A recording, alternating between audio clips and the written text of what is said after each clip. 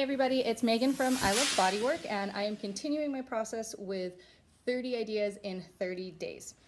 So today's video is about financial planning. And the reason that I wanted to do financial planning in my 30 days was because all of these things that we're talking about, everything from spinach to yoga to your mental health and your physical health, really starts at your financial planning. If you don't know where you are, you can't go anywhere. So who I have here today is Cheri Walters. Cheri owns a Farmers in Las Vegas, Nevada. She is my insurance agent and she's also my financial planner. And she's the woman who helped me start my financial and Brandon's our financial planning journey. She's also a yoga teacher in town, and you can catch her classes at Hibbs Yoga in Henderson on Monday evenings, Wednesday evenings, and then you fill in and sub some classes as well. So if you're interested, find her on Facebook, if that's okay. I'm assuming that's okay. Yeah. And she posts really cool videos, kind of introducing what she's going to be doing for the week. So what I wanted to start with is, why do you believe that financial planning is probably one of the most important things that a person can do for their mental, physical health? So all reports really lead to the fact that if you don't feel good about money, you really can't feel good about where you're at. And unfortunately, divorce is like the number one leading thing for divorce is the fact that people cannot agree upon money. So you really honestly need to get a hold of it and understand it and know where you're at with it. Mm-hmm.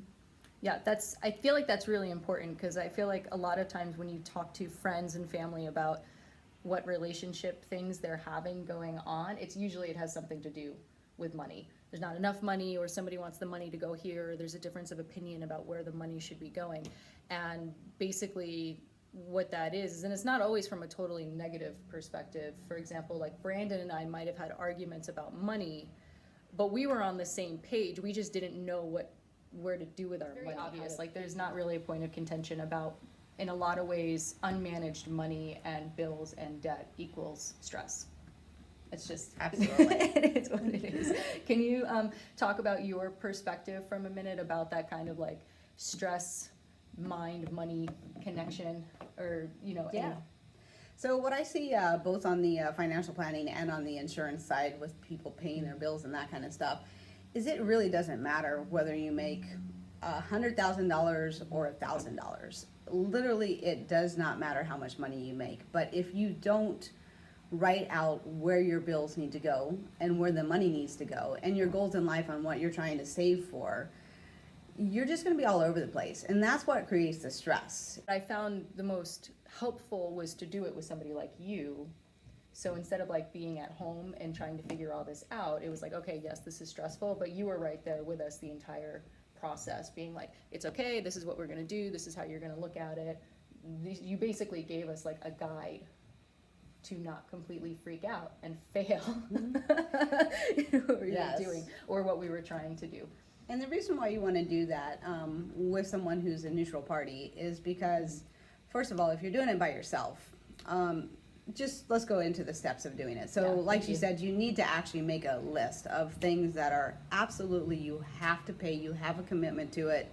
It's not going to go away. Or else you need to think of it as life and death. Like, meaning if you don't buy groceries, you're going to starve, okay? And then you need to make a list of stuff that is not important. So meaning that your life will continue and it's more of a pleasure than it is anything else. So another part that I'm always entertained in is when people tell me things like their gym membership and their TV and all that kind of stuff are part of their important bills. We forget that those things are luxury. They're really not like, we don't need them to survive. We want them a lot, but we don't need them. So that's why you need the neutral party, because if you're doing it by yourself, you've got to sit there and ask, is that really true? I mean, is this really like life and death? Should it be on this side or it should be on this side? So you have to also discipline yourself in this process to be really aware of what you're spending, even after you have your list and everything's going on, because those little $3 to $4 purchases add up, especially when you're not paying attention to them. and especially when you're not on top of them. Financial planning far reaches beyond just paying off your debt. Financial planning is going to set you up for getting a home. It's going to set you up for, in my case and in Brandon's case, for example, getting healthier, because we didn't food plan until we had a food budget. And the reason we had a food budget was because we started financial planning with you. But that was an amazing domino effect for us, because when we started financial planning and we had a food budget, and now I have to actually pay attention to the groceries because I'm only spending X amount of dollars, it made me think about what we were eating more. And when you start eating better because you're buying groceries better, then you feel better, and then you have less stress, and then everything is basically better. Absolutely. Everything is better. So every single thing you do with your financial planning has a domino effect. First step to financial planning, and please correct me if I'm wrong, is to either get a financial planner, work with somebody that you know that's a financial planner, or if for some reason a financial planner is not available to you, which if you live in Las Vegas or Henderson, there is somebody who's available to you. And guess what? It is free. You can come and talk to me for free. I do not charge anything to help you guys put together your budget. She did not charge us a dime. I had cash in my pocket and a credit card ready to go, although that's incredibly funny and ironic that I was going to pay you with a credit card, just because I assumed that we were going to pay for her advice, and it was absolutely 100%. First of all, after you get your two categories together, it is important to put them in order. And the reason why is after you get your two categories and you put them in order of preference, as far as like what needs to be paid first, then you add up your income, all sources of everything that's coming through. Even if you have a side job that comes through consistently, you need to put it in there, because if not, you're going to be wasting a little extra money that's on there. And then you determine exactly how much money you have coming in. You start on your list that has to be paid, and you go down into that order. And hopefully, at that point in time, you'll have enough with your job that will allow you to pay for everything on there and start with your debt. You gotta realize that unless you're, older than me, Social Security isn't going to be very nice when we get to that age. Yeah. This is super important. This is super, super, super important. What you're saying, it's just the reality. It doesn't matter what side of the aisle you come from or what your socioeconomic, political beliefs are. I'm 32. There's not going to be Social Security, or if there is, it's going to be very little. Yeah. So this idea that you can kind of coast through and not worry about, especially if you're an independent contractor or you're not having like a company already taking money out, or retirement, or anything like that. You need to be thinking about retirement now. Exactly. I wish I started thinking about retirement when I was 16. When I started working and could put money into it. So I'm sorry, go ahead, continue. It's one of the most important, you're absolutely right, it's one of the most important things, because we're planning our life, we're talking about right now getting out of borrowing, because whenever you're borrowing money, it's like you're just constantly going to be stressed out, because you're a slave to whoever you borrowed the money from, basically, whether it's totally.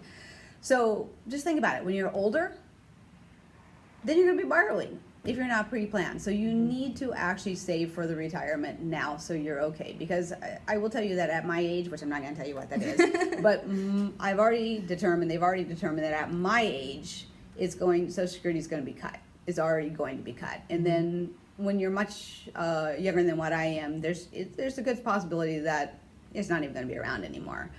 So literally, and obviously as we get older, it gets harder to work. And it also, unfortunately, even though, there's no discrimination against age when we're working, it's harder to get work when you get older. So you want to think about that right now. So yes, no, it doesn't mean it's party time when you get everything paid off. You need to start focusing on the retirement. That way you can continually enjoy life, doing a little bit of stuff here and there instead of going crazy and doing it all, at one time. Right, which doesn't mean that it's not about not being able to do fun things until you're 65 years old. That's not what she's saying, that's not what I'm saying. It's about being smart about the decisions that you make and knowing where you are, so you're in a better position to make better decisions. The most important thing is to practice consistency. And if you do slip up and fall, don't beat yourself up.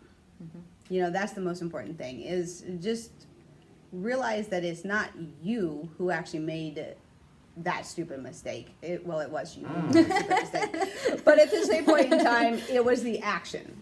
And actions can be corrected. Yes. So don't be hard on yourself, just change your action. Talking about these things can be taboo, especially if you're younger. And I feel like for people who are younger and getting married, right? So now your bills and your debt, all of this stuff is together. It can be hard talking about debt.